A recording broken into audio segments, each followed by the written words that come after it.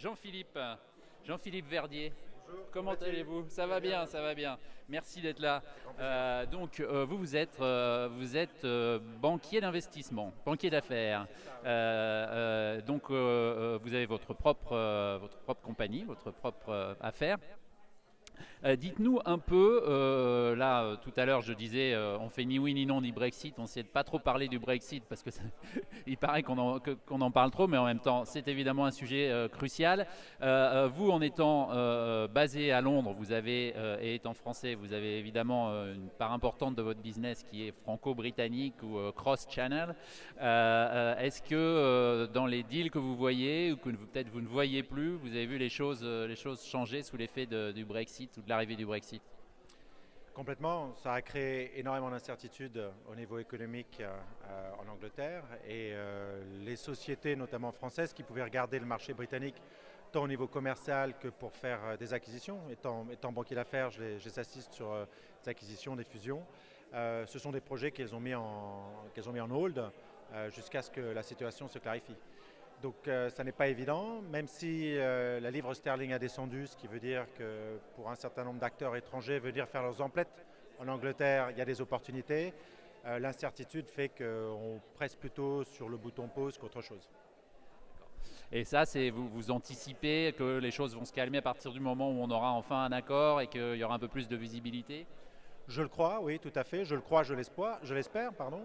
Parce que je crois que dans les 6 prochains mois, lorsqu'on aura un certain nombre de building blocks de résolus, ça permettra à beaucoup d'acteurs français et étrangers de se dire maintenant je sais où je peux danser et du coup je sais où je vais poser mes pions.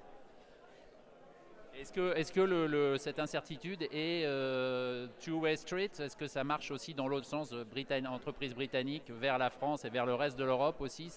Vous avez vu un peu les mêmes types de conséquences? Alors en fait pour mes clients britanniques, la situation est un petit peu inverse.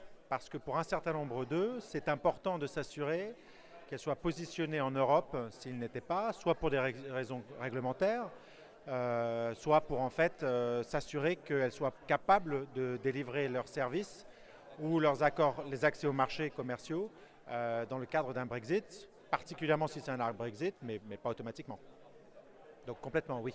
Pour eux, ce sont des opportunités et clairement, elles sont déjà allées regarder les marchés français et européens beaucoup plus largement depuis 1 an et demi, 2 ans.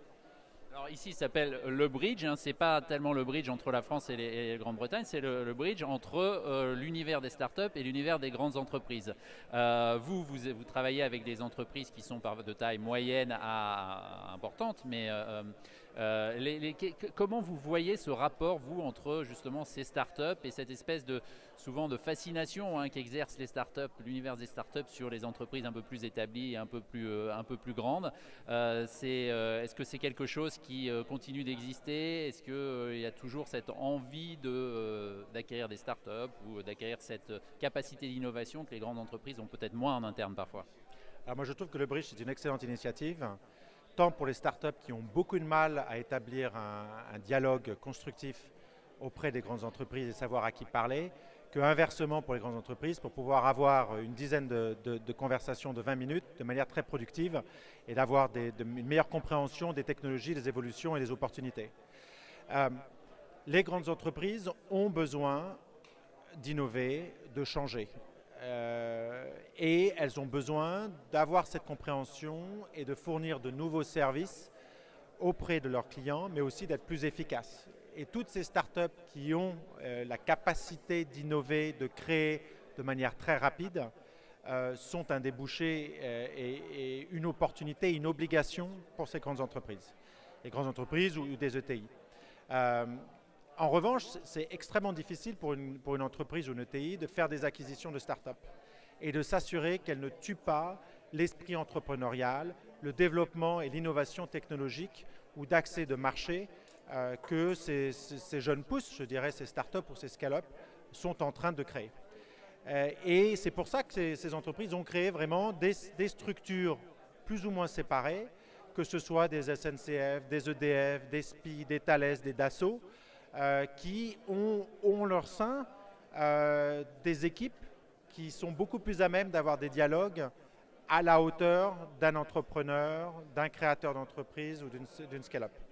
Et est-ce que justement, est-ce que vous avez vu des modèles où ces grandes entreprises arrivent justement à ne pas tuer, à intégrer sans tuer l'innovation, sachant que c'est beaucoup une question d'hommes et de femmes, puisque très souvent, si on choisit de devenir fondateur de start-up, de créer sa propre boîte, c'est souvent aussi parce qu'on ne veut pas travailler dans des grandes entreprises. Aujourd'hui, je crois, selon les chiffres, 80% des gens qui sont en école d'ingénieur et école de commerce disent qu'ils veulent travailler dans une start-up et pas travailler dans une grande entreprise, qui a un renversement total par rapport à il y a 15 ou 20 ans. Donc cette espèce de rejet vis-à-vis de c'est quand même un mur important contre que les grandes entreprises doivent arriver à casser. Donc il y a des gens qui parviennent à ça, à construire une relation fructueuse. Oui, c'est un challenge pour toutes ces entreprises, c'est évident, ces grosses entreprises.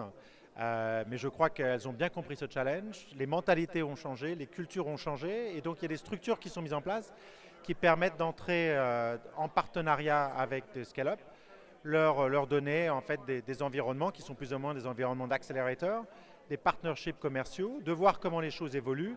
Et si à un moment ou un autre, il y a un désir en fait de faire par exemple une prise de participation minoritaire dans une scale-up, ça peut se faire sans détruire cet esprit entrepreneurial.